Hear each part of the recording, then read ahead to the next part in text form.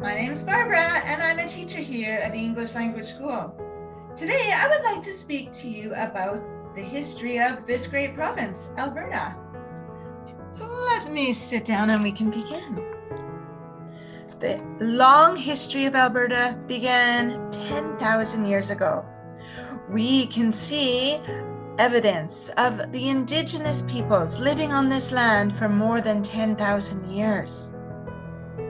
They were nomadic hunters, following the bison and elk over the prairies and other animals into the mountains. The first Europeans to Canada were the Vikings that explored eastern Canada, and later in the 1400s, the explorers. The first Europeans to Alberta came in the 1750s. They came to trade fur with the Indigenous peoples. Fur was becoming a popular commodity in Europe, and so the explorers moved across Canada looking for more and more fur to send home. Later, these Europeans began building trading posts or forts. You can visit Fort Edmonton Park in the river valley, and you can see an example of one of these trading forts. Later, the European people began to settle around Alberta. In the 1800s, the Europeans began ranching on this land. By this time, many First Nations peoples had died from European diseases or weapons that were brought to this land. They were also dying from the disappearance of the animals they had come to rely on.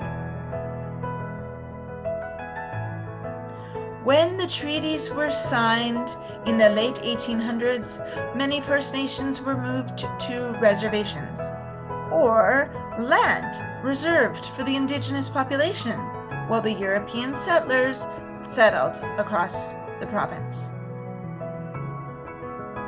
By the early 1900s, the European population greatly expanded due to the government's campaign. By providing cheap land, they were able to attract settlers who would create farms and expand the influence of European governance. Alberta officially became a Canadian province in 1905.